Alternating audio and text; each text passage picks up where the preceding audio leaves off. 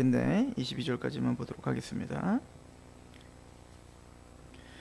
열왕기상 7장 13절부터 22절까지 제가 봉독하도록 하겠습니다. 솔로몬 왕이 사람을 보내어 시람을 두로에서 데려오니 그는 납달리 지파 과부의 아들이요 그의 아버지는 두로 사람이니 놋수의 대장장이라. 이 히람은 모든 놋 일에 지혜와 총명과 재능을 구비한 자이더니 솔로몬 왕에게 와서 그 모든 공사를 하니라. 그가 놋기둥 둘을 만들었으니 그 높이는 각각 18규빗이라. 각각 12규빗 되는 줄을 두를 만하며 또 놋을 녹여 부어서 기둥 머리를 만들어 기둥 꼭대기에 두었으니 한쪽 머리의 높이도 5규빗이요 다른 쪽 머리의 높이도 5규빗이며 기둥 꼭대기에 있는 머리를 위하여 바둑판 모양으로 얽은 그물과 사슬 모양으로 따은 것을 만들었으니 이 머리에 7이요 저 머리에 7이라. 기둥을 이렇게 만들었고 또 2줄 석류를 한 그물 위에 둘러 만들어서 기둥 꼭대기에 있는 머리에 두르게 하였고 다른 기둥 머리에도 그렇게 하였으며 주랑 기둥 꼭대기에 있는 머리의 4규빗은 백합화 모양으로 만들었으며 이 2 기둥 머리에 있는 그 그물곁 곧 그 머리에 공같이 둥근 곳으로 돌아가며 각기 석류 200개가 줄을 지었더라. 이 2 기둥을 성전의 주랑 앞에 세우되 오른쪽 기둥을 세우고 그 이름을 야긴이라 하고 왼쪽의 기둥을 세우고 그 이름을 보아스라 하였으며 그 두 기둥 꼭대기에는 백합화 형상이 있더라. 2 기둥의 공사가 끝나니라.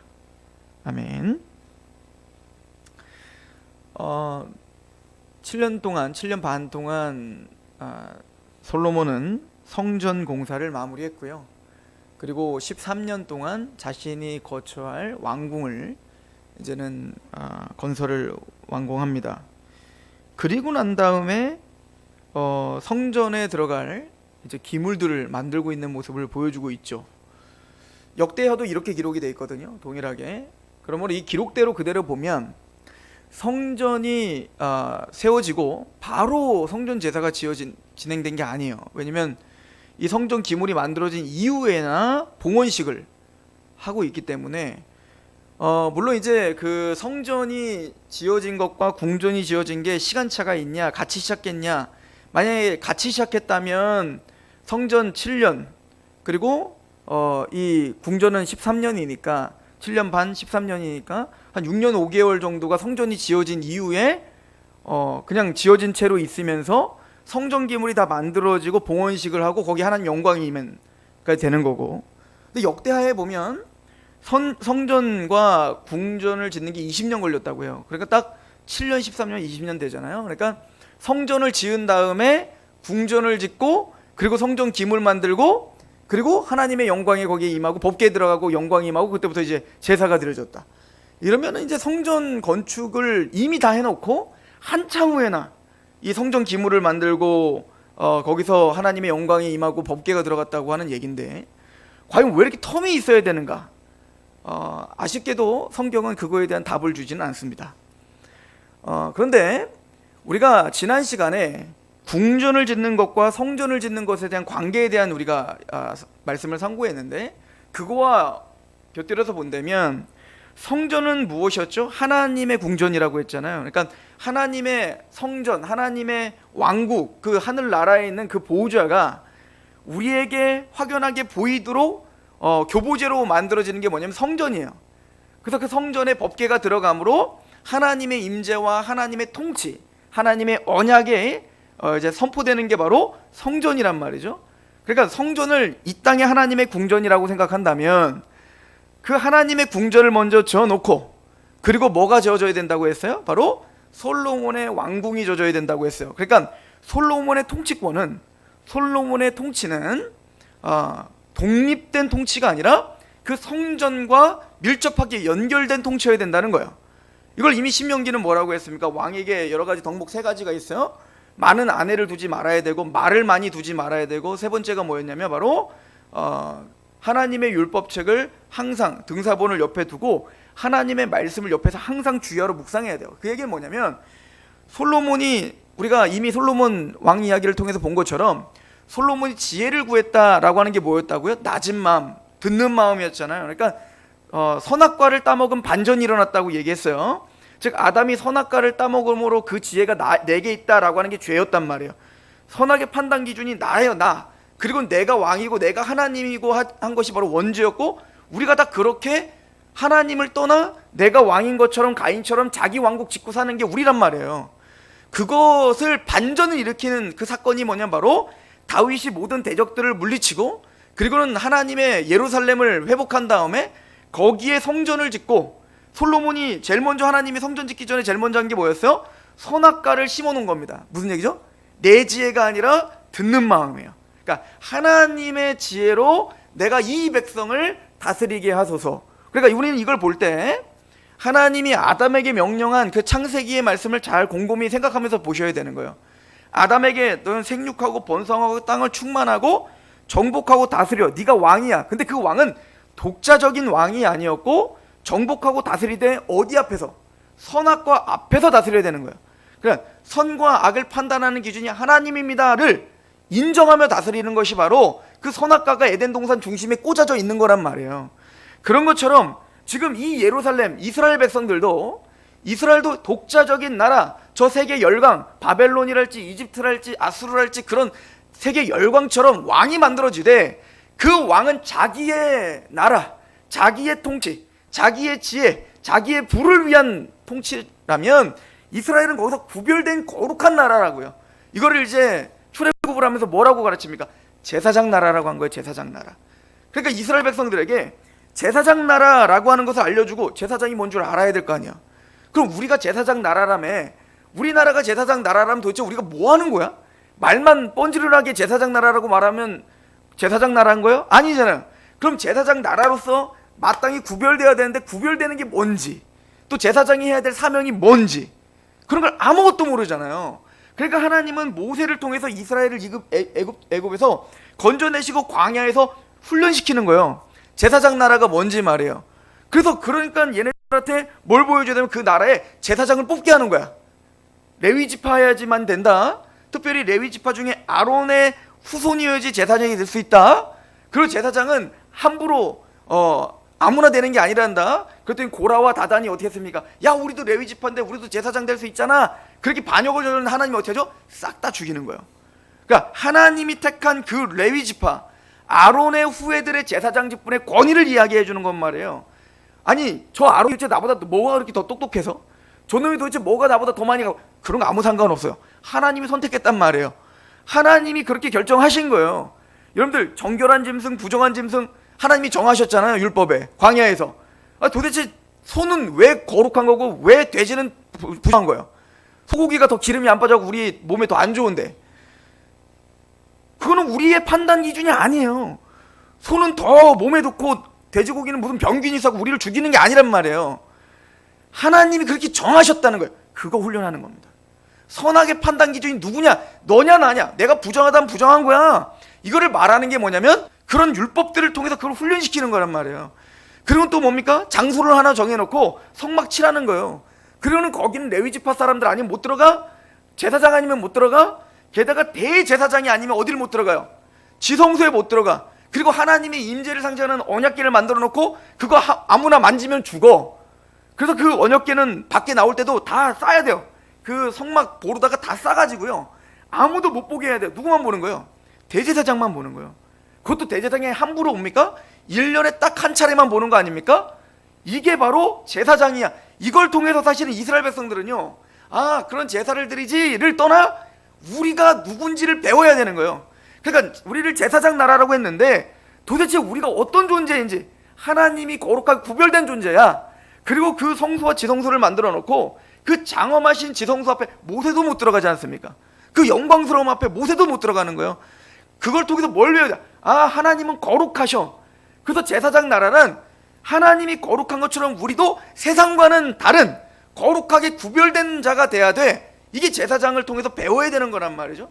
그 1년에 한 차례 우린 모두 죽어 마땅하죠. 모세가 이제 시내산에 올라갔을 때 음성이 들리니까 그 백성들 뭐라고 해요? 모세요, 하나님이 말하지 못하게 하세요. 우리 들으면 죽습니다. 너무 겁나는 거예요.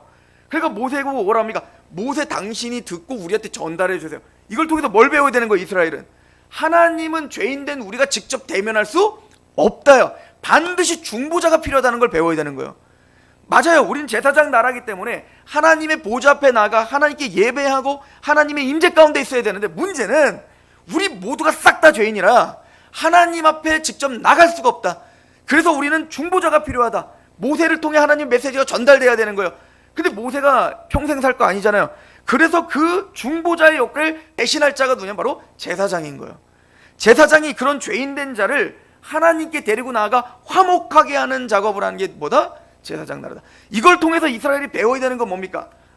제사장을 통해서 내 죄가 사함받았다. 이것뿐만 아니라 우리가 어떤 사명이 있는지를 배워야 되는 거예요.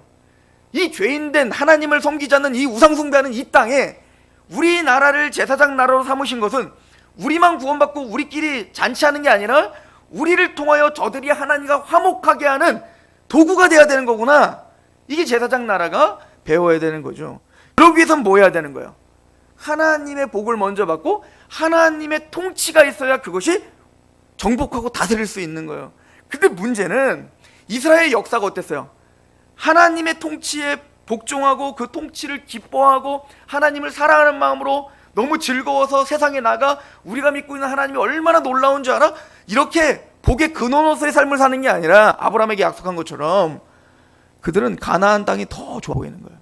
바알 숭배가 훨씬 더 세련돼 보이는 거예요. 율법을 지키는 것보다 그 가나안 족속들이 살고 있는 게 훨씬 더 실용적으로 보이고요. 그게 훨씬 더 편해 보이고요. 그게 훨씬 더 잘 먹고 잘 살 수 있는 것처럼 보이는 거예요. 하나님의 통치대로 살면 우리는 여전히 이렇게 못 먹고 못 살 것 같아. 근데 저 이집트가 왜 이렇게 잘 먹고 잘 살지? 야, 저 바벨론은 왜 이렇게 군사력이 강하지? 야, 저 페르시아는 왜 이렇게 강성한 나라를 만드는 거지? 그걸 보면서 부러운 거예요.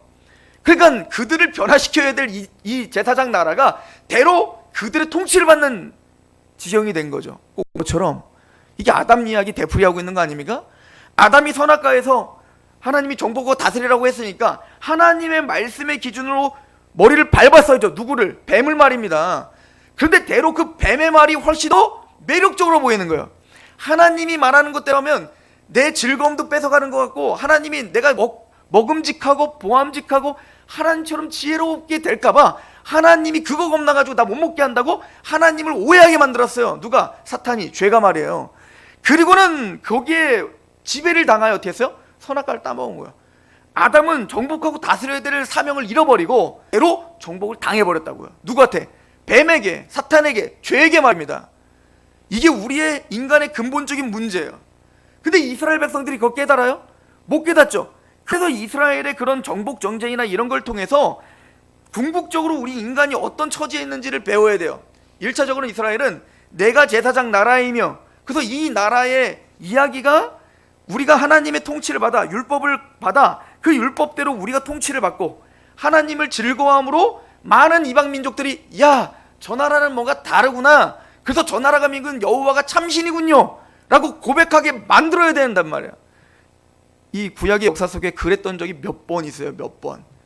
그게 누굽니까? 요셉이에요. 요셉. 요셉이 하나님의 언약 가운데 사로잡혀 사니까 맨 나중에 그 애굽의 파라오가 뭐라고 합니까? 네가 믿는 신이 참신이다 라고 했던 거 아니겠어요? 다니엘이 그렇게 하나님의 말씀 앞에 서 있어, 너희가 믿고 있는 참신이구나, 고레스가 하는 거 아니겠습니까? 그게 원래 우리의 사명이에요. 근데 그랬던 적은 한두 번밖에 안 돼. 다 뭡니까? 연약하여 쓰러지고 넘어지고 망가지는 인생을 산더라. 이게 지금 성경이 가르쳐주고 있는 거예요. 자, 그래서 이스라엘 백성들이 그렇게 하나님을 떠나 가나안에 있는 바알 숭배를 하고 있는 거기에 이제는 내부적으로 우선은 정복해야 돼요. 이스라엘 안에 있는 하나님을 대적하는 나라를 부셔버려야 된다고요. 그걸 누가 한 거예요? 자기 멋대로 한국을 정리하는 겁니다. 그리고는 그 다윗이 이제는 내부적인 걸 정리할 뿐만 아니라 뭘 정리해요? 외부적인 것도 정리해야죠. 블레셋이랄지 아말렉이랄지 그 끊임없는 역사 속에서 대적으로 있었지만 정복하지 못했던 곳을 누가 다 말끔하게 정리하는 거예요. 다윗이 말끔하게 정리하는 겁니다. 정복 전쟁을 통해서 말이죠. 그리고 거기에 솔로몬을 통하여 뭐가? 태평한 안식의 나라가 세워지는 겁니다. 그리고 거기에 뭐가 지금 세워지는 거예요? 성전이 딱 세워지는 겁니다. 정복의 목적이 여기 있다는 거예요. 왜 이 나라가 내부적으로 먼저 정복당해야 됩니까? 그리고 왜 그 내부적으로 정복당한 그것이 이제는 나를 통하여 외부에 있는 사람들이 정복당해야 됩니까? 뭐 우리로 이제 적용을 해보면 다윗 왕이신 예수님이 먼저 어디를 정복해? 나를 정복해야죠. 이 내부적인 내 마음을 정복해야 된단 말이에요. 그러니까 예수님 보고 뭐라고 합니까? 예수님이 하나님 나라는 여기 있다 저기 있다 저기 있는 게 아니라 네 마음에 있다라고 하는 거 아니에요? 하나님 나라는 먼저 어디에 임하는 겁니까? 내 마음에 임하는 거잖아요.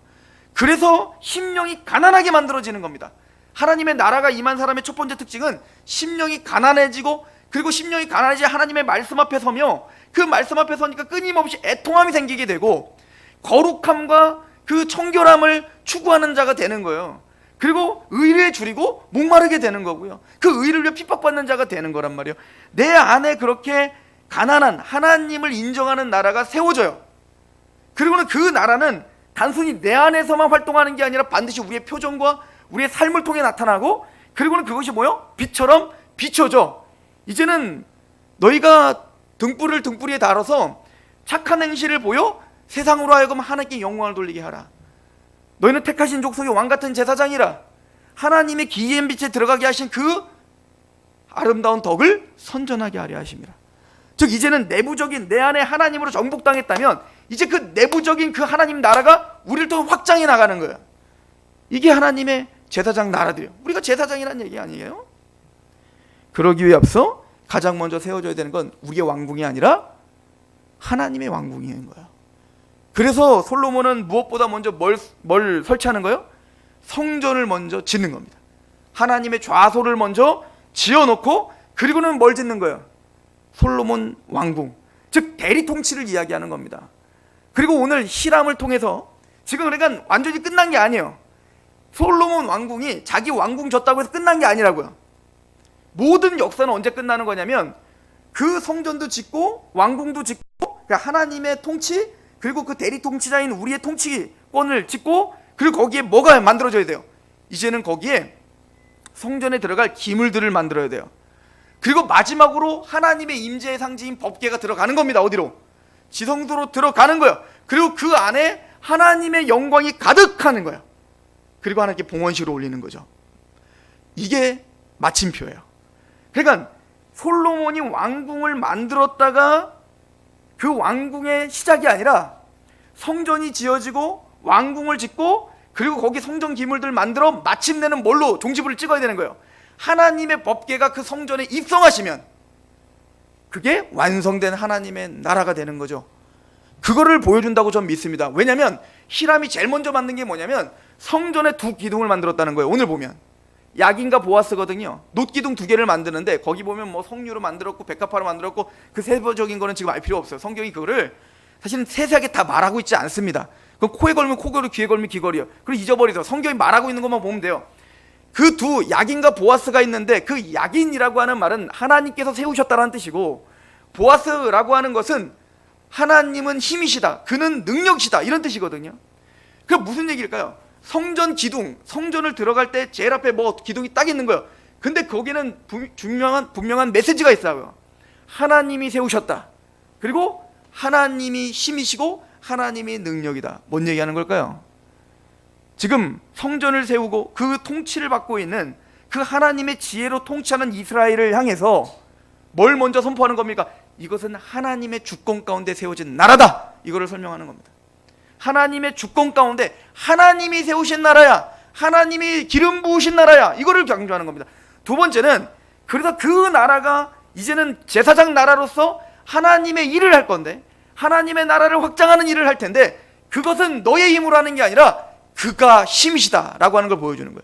철저하게 하나님을 의존하는 나라가 돼야 된다, 의지하는 나라가 돼야 된다, 이걸 보여주는 거예요. 하나님이 모세를 처음 불렀을 때 말이에요, 모세를 불렀을 때 거기에 떨기나무가 보이는데 떨기나무는 타지 않는데 불이 막 올라타요. 그리고는 거기서 하나님이 명하시는 게 뭐죠? 이곳은 거룩한 곳이니 내 신을 벗으라는 거 아니에요. 신을 벗으라 라고 하는 건 여러 가지 의미가 있는데, 그 중에 하나가 뭐냐면 고대는 신발은 권리를 상징합니다. 여러분들 룻기에 보면은 보아스 얘기 나오잖아요. 룻이 이제 계대 결혼을 해야 되는데 가장 가까운 친척과 결혼을 하는 거야. 근데 보아스가 룻을 받아들이려고 하다 보니까 자기보다 룻과 더 가까운 친척이 있는 거죠. 그래 그 사람이 어떻게 되면 자기의 권리를 포기해줘야 자기에게 차례가 오는 거예요. 그래서 보아스가 그 사람에게 가서 아무개에게 가고 그러잖아요. 이 권리를 나에게 좀 넘기겠소? 그랬더니 신발을 훅 던져. 그건 저를 소금 뿌리는 게 아니라 나는 이 권리를 포기합니다 라고 신발을 던지는 거라고요. 신발은 내가 사는 자유의지를 이야기한다고요. 내가 닿는 그곳을 말하는 거예요. 삶을 이야기한다. 근데 그걸 집어 던졌다는 건 내 권리를 포기합니다 이런 얘기거든요. 그러니까 모세 보고 내 신을 벗으라, 이것은 거룩하다, 이 얘기는 뭐냐면 네가 하는 거 아니다 이거야. 너 자신을 내려놓으라 이 얘기인 겁니다. 그리고는 그 떨기나무를 보여주는 거면, 떨기나무는 타요. 하나님 그렇게 우리를 사용하세요. 하나님이 그렇게 모세를 통해 이스라엘을 끄집어낼 거예요. 불같이 사용하실 거예요. 그런데 그것은 떨기나무가 타는 게 아니라 하나님의 불이 그냥 타고 있는 거예요. 모세를 태워서 하는 게 아니에요. 우리를 태워가지고 하는 게 아니에요. 내가 막 내 몸을 헌신하고 태워가지고 하나님의 일이 일어나는 게 아니라 우리는 잠잠히 하나님을 바라볼 뿐이고 하나님이 하신다는 얘기인 거예요. 그런 나라, 이게 이스라엘이다. 이게 그 두 기둥의 내용입니다. 그리고는 이 히람이 이제는 열왕기사 7장을 보면 세 가지 기물을 더 만드는 게 나와요. 야긴과 보아스를 만들고, 그리고 나중에 한번 읽어보시면 놋바다를 만들어요. 그리고 물두멍 10개를 만들고, 그리고 놋바다에 그 받침을 10개를 받침을 만듭니다. 자, 그 놋바다라는 건 뭐냐면요, 이제 원래 성막은 이 규모가 작죠. 근데 이 성전은 굉장히 화려해지고 그리고 더 크단 말이에요. 그래서 이제 성막을 머리로 그려보세요. 이렇게 성막이 쭉 있으면 이제 들어가는 문이 하나가 있고, 들어가자마자 제일 먼저 막다트리는 게 번제단이 이렇게 큰 네모난 번제단이 있고, 그리고 거기를 지나면 물두멍, 세숫대야죠. 세숫대야가 있는 거예요. 물두멍이 있고. 그러니까 제사장이 이제 발도 씻고 손도 씻고 들어가는 곳이에요. 정결 의식을 하고 가는 곳이거든요. 그리고는 성막에 들어가면 첫 번째 칸과 두 번째 칸이 있는데, 첫 번째 칸에는 세 가지 물품이 있어요.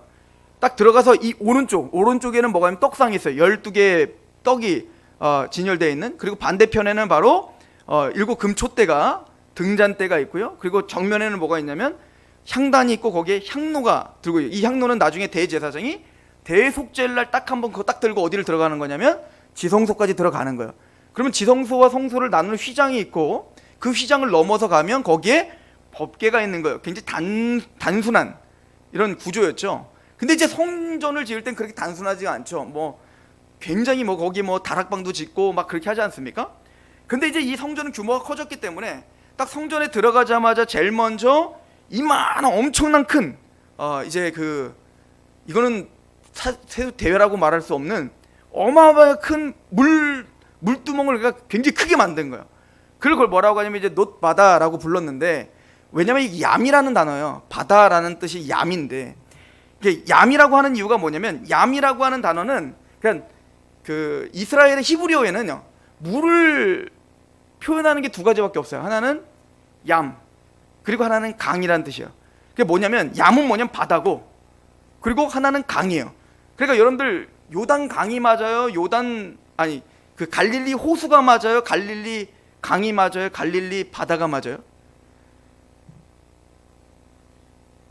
바다는 아니잖아요. 바다랑 연결되어 있지가 않잖아. 바다는 뭔가 이렇게 열려 있어야 되잖아요. 바다랑 연결되어 있어야 바다라고 하잖아요. 넓다고 바다가 아니에요. 그거는 호수가 맞아요. 왜냐면 이렇게 담겨 있으니까. 근데 그건 우리나라 말이고, 히브리어에는 두 가지 종류의 물밖에 없어. 첫 번째는 얌인데, 이 얌, 바다라는 뜻은 웅덩이에요. 이렇게 담겨져 있는 걸 뭐라고 하냐면 얌이라고 부르는 거야. 바다.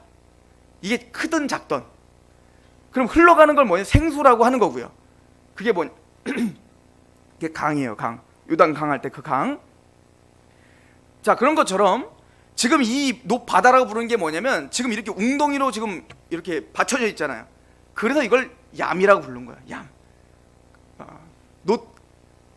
놋바다 이렇게 불렀던 겁니다. 자, 그런데 이 놋바다에 보면, 놋바다에 이제 그 받침에 보면 이제는 12마리의 소를 만들어요. 그래서 동쪽에 3마리, 서쪽에 3마리, 남쪽에 3마리, 북쪽에 3마리. 자, 이거 12마리는 뭘 상징할까? 당연히 12지파를 상징하겠죠. 그래서 12지파가 딱 떠받치고 있는 듯한 모습으로다가 해서 그 물두멍을 만들어 놓고, 그 놋바다를 만들어 놓고, 그리고는 양 사이드에 여기 이제 번제단이 오른쪽에 있고요. 그리고 양 사이드에 5개씩 그 물두멍, 그거는 완전히 이제 세숫대야죠. 물두멍 5개씩을 딱 배치시켜 놓는 거예요. 그래서 그 얘기가 여기 나와 있습니다. 그러면 이 놋바다가 하는 역할은 뭐냐면, 역대하 4장 6절을 나중에 읽어보시면 거기 정확하게 나와 있는데, 놋바다는 제사장의 몸을 씻는 거고요, 옆에 있는 그 세숫대야 5개, 오른쪽 5개, 왼쪽 5개, 이 10개는 그 번제를 드릴 때 쓰는 그 재료들, 물건들, 그 물건들을 씻는 데 사용하는 게 이제 그 이 물두멍이 하는 거라고 역대하 4장 6절에 나와 있죠. 그래서 그 놋바다는 한 4만 5천 리터가 들어간대요, 물이. 이게 2,000밭이라고 써 있는데, 이걸 이제 우리가 쓰는 환산해 보면 4만 5천 리터, 그러니까 어마어마하게 큰 그 물 웅덩이를 만들어 놓은 거죠. 그리고 그 물두멍은 하나에 40밭, 이거는 약 96리터 정도, 약간 조그만 이게 물두멍을 준 거죠.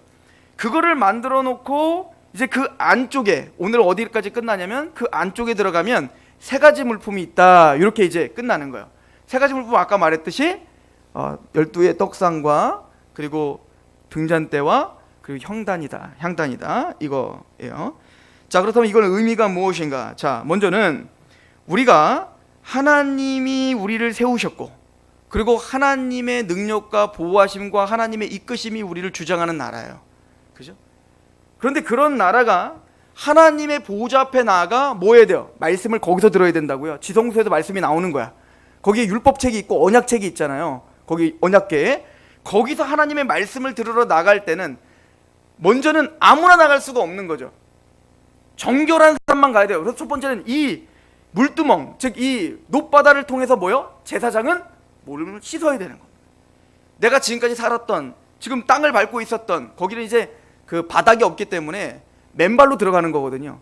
그러기 위해서는 그 거룩한 곳에 가기 위해 어때요? 내 신을 벗고, 그리고 내가 살아온 것을 어떻게 하는 거예요? 손과 발을 다 닦아야 되는 거예요. 물론 이제 그 제사장은 정결의식을, 제사를 다 드리고 들어가야겠지만, 우선은 그래서 정결하심을 뜻하는 거예요. 그리고 거기에 사용되는 모든 물건도 그 물두멍에서 다 닦고 정결케 되고 하나님 앞에 들어갈 수 있다는 걸 말합니다. 우리로 말하면 번제단에서 제사를 드리고 물두멍에 승인 나는 걸 말하는 것은, 우리로 말하면 중생을 말하는 거죠. 즉 예수 그리스도의 십자가의 은혜로 그의 피로 말미암아 우리가 죄사함을 받고 정결케 된 자만 어디에 나갈 수 있다는 거예요? 하나님께 나갈 수 있다는 거예요. 자, 보세요. 성전이 지어지고 궁전이 지어졌다 할지라도 지어진 게 문제가 아니라 실제적으로 제사장이 그 하나님의 궁전인 지성소까지 나아가 하나님과 실제적인 교제가 일어나야 이게 효력이 있는 거잖아요. 우리가 단순히 교회를 다니고 우리가 그냥 뭐 하나님을 개념적으로 아는 게 중요한 게 아니라 실제적으로 우리가 주님의 보좌 앞에 나가야 되는 거 아닙니까? 그래서 하나님의 보좌 앞에 나가 하나님의 언약을 듣고 하나님의 말씀을 듣고 우린 거기에 순복되어지고 하나님의 힘으로 살아가면 되는 거 아니겠습니까? 그러기 위해 먼저 해야 되는 건 뭐냐면 정결의식이라는 거죠. 정결. 그러니까 이걸 말한다면 우리는 하나님의 보좌, 하나님의 나라가 섰습니다 라고 하는 거는 1차적으로는 예수 그리스도의 십자가의 은혜로 우리가 제사함 받고 정결케 우리를 거듭난 중생의 씻음이 있어야 된다는 얘기인 거예요. 그래야 우리가 하나님 앞에 나갈 수 있다라고 하는 거 아니겠습니까? 그리고는 그렇게 중생의 씻음을 입고 하나님 앞에 나가면 제일 먼저 우리에게 보여지는 게 뭐냐면 바로 이 3가지 물품이라는 겁니다. 첫 번째 떡상과 그리고 등잔대와 그리고 향단인 거예요. 이것은 뭐 하나하나 다 구체적으로 설명해야겠지만 그 12덩이의 떡상은 첫 번째는 예수님이 우리의 참 양식이다 라고 하는 걸 상징하죠. 그래서 이걸 요한복음 6장의 이야기예요. 모세는 광야에서 만나를 주었지만 나는 하늘에서 내려온 생명, 영원한 생명을 주는, 나는 양식을 주러 왔다. 그 양식을 주소서. 내가 그 양식이다. 나를 먹고 나를 마시는 자는 영생을 누린다. 라고 말하는 거죠. 왜 12덩이의 떡이에요? 그 이스라엘 백성들에게 주는 그 산떡, 영원한 생명의 떡이 바로 예수 그리스도라는 얘기인 거죠. 더 나아가서 우리는 그 떡을 하나님의 말씀이라고도 이야기를 합니다. 즉 예수 그리스도를 우리가 먹는데 사실은 우리가 어떻게 먹어요? 하나님의 말씀을 통해서 먹는 거예요. 그 말씀을 듣고 말씀을 믿음으로 우리는 영원한 양식을 누리는 거란 말이에요. 그러니까 우리가 정결하고 하나님께 중생의 체험을 하고 하나님께 나온 하나님 백성들은 가장 먼저 막다트리는 게 뭐죠? 하나님의 말씀을 통해 예수 그리스도와 연합되고 그 예수를 배우고 그 말씀을 통해서 하루하루 살아갈 힘을 얻어야 되는 겁니다. 왜냐면 왜 말씀이며 예수님이 이게 맞냐면, 구약은 오실 예수님에 대한 예언이고 신약은 오신 예수님에 대한 예언, 말씀 자체가 다 예수님에 대한 이야기이기 때문에 그 떡은 바로 12지파, 즉 12제자, 하나님의 백성들이 모두가 다 얻어야 될 생명의 말씀이 바로 말씀이다. 이거를 우리에게 보여주는 거란 말이에요. 그런데 그 말씀을 보기 위해선 그 앞에 뭐가 비춰져야 되는 거예요? 빛이 비춰줘야 되는 겁니다. 마찬가지로 이건 성령이 조명하심을 이야기하겠죠. 성령이 그 말씀을, 우리가 예수 그리스도를 이야기하고 성장하는 데 있어서 말씀을 통하여 예수님을 발견해야 되는데, 고린도후서 3장 봅시다.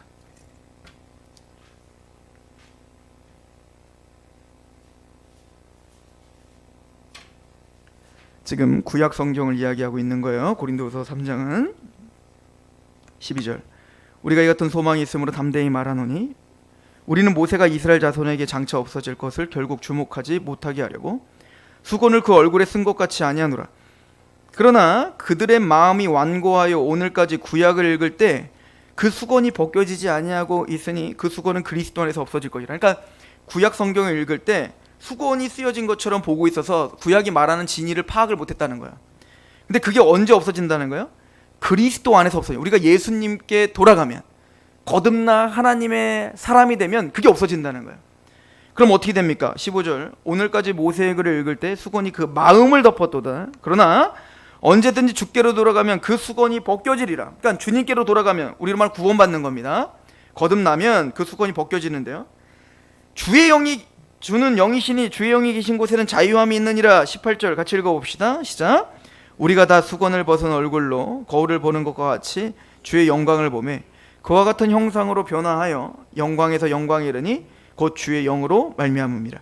우리가 수건을, 거듭나 수건을 벗은 것처럼 구약을 보면요, 그 구약 속에서 얼굴로 거울을 보는 것 같이, 수건을 벗은 얼굴로 거울을 보는 것 같이 뭘 보게 된다는 거예요? 주님의 영광이 보인다는 거예요. 그래서 예수 그리스도의 영광이 보인다는 거예요. 그러면 우리는 그렇게 주님을 만나고 주님이 우리에게 행하신 그 은혜와 사랑과 자비와 섭리와 그 하나님의 어떠하심을 배우는 거란 말이에요. 우리는 그렇게 배울 뿐인데, 그렇게 배우고 배우다 보면 뒤를 돌아보니까 우리가 주님의 형상으로 변화하고 있더라. 이게 성화죠. 그러니까 의지적인 성화가 아니라 말씀 앞에 우리가 서 있다 보니 우리는 정말 큰 바위 얼굴처럼 그렇게 주님을 말씀을 통해 끊임없이 묵상하고 감사하고 기뻐할 뿐인데, 뒤를 돌아봤더니 우리가 변화되고 있는 거예요. 누구의 모습으로? 그리스도의 모습으로. 근데 어떻게 이런 일이 벌어지냐고요. 그 양식, 생명의 양식의 말씀을 보는데 어떻게 내가 실제적인 변화가 일어나냐고요. 이렇게 설명하죠. 그와 같은 형상으로 변화하여 영광에서 영광에 이르니 곧 주의 영으로 말미암느니라. 성령님이 행하시는 일입니다. 성령님이 그 십자가의 사랑을 끊임없이 우리 안에 부어주어 그 사랑에 강권하게 하는 거예요. 그 예수 그리스도와 하나님을 아는 지식이 우리가 자라가면 자라갈수록 단순히 지식만 있는 게 아니라 우리 전 인격으로 내려가 우리를 사로잡게 되는 거예요. 왜냐하면 성경은 단순히 지식적인 공부가 아니라 성경을 볼 때 성령님이 조명하시고 성령님이 적용하시며 성령님이 우리 마음을 여셔서 뜨거움을 주는 거예요. 엠마오로 가던 두 제자가 예수님이 자기 옆에 있는데도 못 알아봐요. 근데 그 엠마오로 가던 두 제자가 예수님을 언제나 알아봅니까? 그들이 이야기를 하죠. 주께서 말씀을 풀어주실 때 내 마음이 뜨겁지 아니하더냐. 말씀을 보는데 주님께서 우리 마음을 열어 풀어주시는 거예요. 말씀을 적용시켜 주시고 내 마음에 인쳐주시는 거예요. 그러니까 주님의 빛이 없다면, 성령님의 조명하심이 없다면 말씀은 우리에게 전혀 영향을 끼칠 수가 없죠. 그러므로 그 떡상 앞에는 뭐가 있는 거예요? 바로 등잔대가 있는 거예요. 또한 이 등잔대는 계시록에 보면 교회를 상징합니다. 그래서 스가랴에 보면 7촛대가 있어요. 근데 7촛대에 봤더니 두 나무가, 올리브 나무가 있는 겁니다. 두 감람나무가 있는 겁니다. 그런데 그 등잔대에 파이프가 다 연결된 거야. 우리로 말하면 무한 리필기가 연결된 거예요. 근데 그게 연결돼 갖고 계속 끊임없이 봤더니 그 등잔대에 불이 밝히는데, 이 두 감람나무가 뭐냐면 여호수아와 스룹바벨이라는 거예요. 왕과 제사장들이거든요. 그 당시에 그들은 뭐냐면 하나님의 기름을 부으심의 통로들이 바로 스룹바벨과 여호수아였거든요. 그런데 그 7 등대들은 뭐냐면 바로 교회를 상징하는 거죠. 즉 우리가 바로 그리스도의 빛이에요. 우리를 통해서 비춰줘야 돼요. 그런데 그 빛은 내가 비추는 게 아니라 우리는 도구로 그냥 파이프로 사용될 뿐이야. 그냥 우리는 그냥 통로로 사용될 뿐이지, 빛은 뭐가 비추는 거냐면 기름이 비추는 거예요. 기름이. 근데 그 기름은 뭐예요? 성령을 가리켜 이야기하는 겁니다. 그래서 그 스가랴 11장을 보면서 뭐라고 하죠? 능으로 되지 않고 힘으로 되지 않고 오직 여호와의 신으로 되느니라. 성령님이 하신다. 성령에 대한 이야기라고 이야기하는 거예요. 즉 여호수아와 스룹바벨을 통해서 공급되는 성령님의 능력이 그 교회에 끊임없이, 그 성전에 끊임없이 흘러 들어가 그 성전에 빛을 밝히는 것, 이게 성령님의 일이다라고 하는 거죠. 우리는 그 빛을 밝히는 통로일 뿐이에요. 아까 그 불이 밝혀지면 떨기나무 타지 않는 것처럼 그 성령님께서 우리를 빛된 삶으로 거룩한 제사장의 사역을 우리에게 할 수 있도록 그 어두운 곳에 등불 위에 등경 위에 등불처럼 그렇게 비추는 사역을 하되 성령님이 하실 것이다. 이걸 보여주는 것이 바로 그 일곱 등잔대죠. 그리고 마지막으로 그 앞에 있는 향단의 향은 계시록 8장에 보면 천사들이 이제 계시록 그 6장에 가면 일곱 인이 떼어진단 말이에요. 근데 그 다섯 번째 인이 떼어졌을 때 어떤 일이 벌어지냐면 의인들이 순교자들이 하나님 앞에 가서 막 애원해요. 하나님 언제까지 이 순교자들, 이 의인들이 이렇게 죽임당하고 이렇게 고통당해야 됩니까? 언제까지 저 악한 자들은 저렇게 내버려 두실 겁니까? 라고 하나님께 신원의 기도를 하죠. 근데 그게 하나님 뭐라고 하냐면, 알았어, 내가 당장 들어줄게. 이러면 참 속 시원할 텐데 하나님 뭐라고 하냐면, 너 흰 옷 입고 잠깐 쉬어라. 아직 너의 형제들의 피가 차지 않았다. 무슨 얘기야? 더 죽어야 된다 이거야. 더 고난당해야 된다 이거요. 아직 그 피가 차지 않았다. 그러니까 예수님도 그러잖아요. 주님의, 사도 바울도 그러잖아요. 주님의 남은 고난을 내 육체에 채운다고. 그리고 예수님도 그러잖아요. 너는 나를 따르려거든 자기를 부인하고 자기 십자가를 지고 따라오라는 거 아닙니까? 그래서 14만 4천 흰무리가 뭐라고 표현되어 있죠? 계시록 7장에는 어린 양의 피에 옷을 빤 자인데 어디서 나온 자라는 거예요? 환란에서 나왔다. 왜 그럴까요? 예수 그리스도를 믿고 우리는 그 계명을 지키고 하나님의 증거를 갖고 마음을 다하고 뜻을 다하고 목숨을 다하고 주님을 사랑하기 때문에, 주님이 걷는 그 좁은 길과 좁은 문으로 가기 때문에 세상의 대로로 가지 않는다고요. 번영의 길로 가지 않는다고요.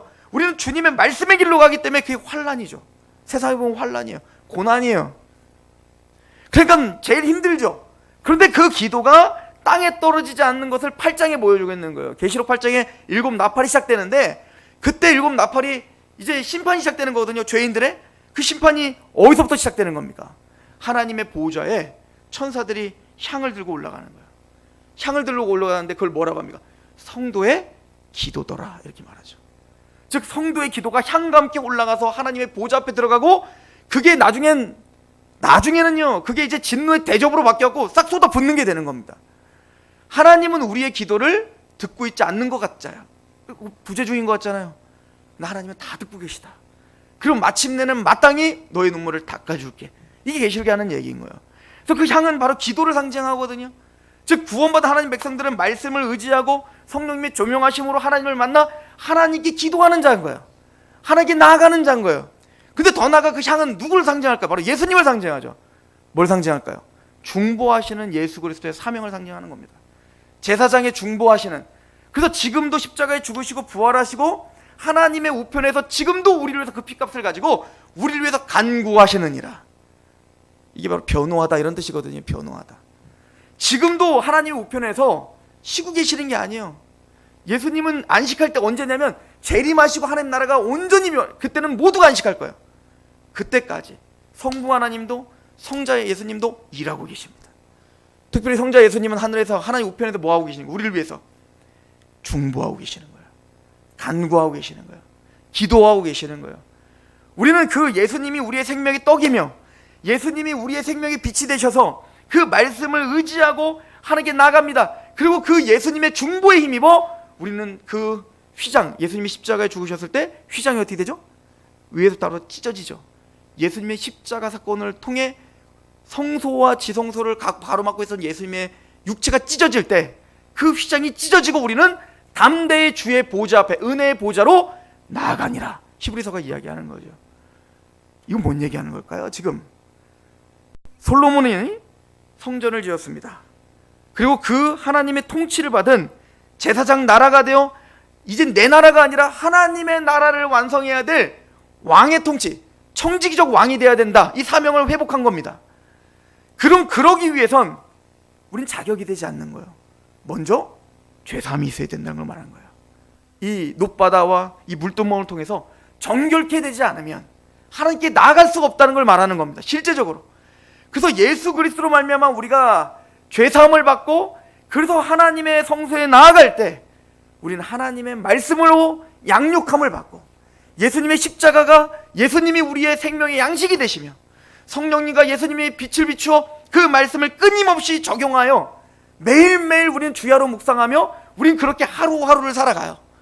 그리고 예수님의 그 중보와 또 우리는 그 중보를 기대하며 우리는 또 하나님께 기도하며 그렇게 주의 보좌로 나아가는, 그래서 거기서 하나님의 말씀을 듣고 또 언약을 확인하고 하나님의 임재 가운데 나와 또 세상에 나와 그 이스라엘을 다스리고 통치하고, 우리로 말하면 매주 하나님께 나와 기도하며 말씀을 도우면 이게 은혜의 방편이거든요. 그런 은혜의 방편 말씀과 기도와 그런 것을 통해서 하나님을 충분히 누리고 그리고 내 삶과 내 가족과 다스리는 왕들이다. 먼저 성전이 세워져야 됩니다.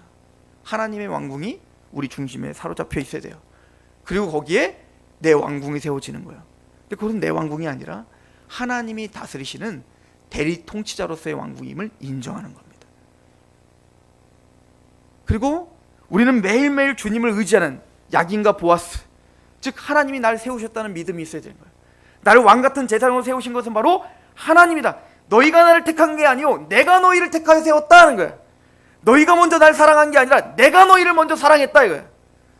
너희가 원수 되었을 때 자기 아들을 죽이면서까지 하나님의 사랑을 확증하셨느니라. 하나님이 세우셨구나. 하나님의 주권이 착한 일을 시작하신 이가 예수 그리스도 날까지 이루실 줄 확신한다. 그 하나님의 절대적인 주권이 나를 붙잡았고 나를 왕같은 제사장으로 세우셨고 하나님의 나라로 세우셨구나. 그리고 보아스, 하나님은 힘이시다. 하나님은 능력이시다.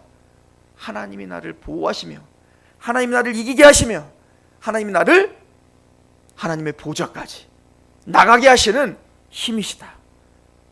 하나님은 그 힘을 무엇으로 제공하십니까? 말씀을 통해, 기도를 통해, 성령의 조명하심과 역사하심을 통해 주의 은혜의 보좌까지 나아갈 수 있게 하시는 그 은혜로 하나님의 나라를 세우고 계십니다. 여러분들은, 저와 여러분들은 하나님의 나라입니다. 기도하겠습니다. 하나님 아버지, 오늘 감사합니다. 솔로몬이 성전을 건축하고 그 이스라엘 하나님의 백성들을 다스릴 왕궁을 건축했지만 성전 기물이 완성되고 거기에 법궤가 좌정할 때에야 하나님의 영광이 가득함을 보합니다. 우리 마음 가운데 먼저는 주의 나라가 임하게 하시고 주의 통치에 순복되어지며 우리를 세우신 하나님을 의지하고 하나님이 우리에게 힘이 되신다는 걸 믿게 하시옵소서. 어린아이처럼 철저히 하나님을 의존하게 하시옵소서. 그러기에 우리에게 주신 은혜의 방편을 우리는 활용합니다. 하나님의 말씀을 통해, 성령님의 조명하심을 통해, 하나님께 어린아이처럼 나아가 기도하는 그 기도를 통해 우리는 주님을 만나고 주님의 임재를 느끼며 주님의 약속을 확인하며 오늘 또 담대히 세상을 향해 나아갑니다. 주여 우리를 도와주소서. 주여 우리를 긍휼히 여기시어 완성될 때까지 우리를 떠나지 말아주옵소서. 예수님의 이름으로 감사하며 기도합니다. 아멘.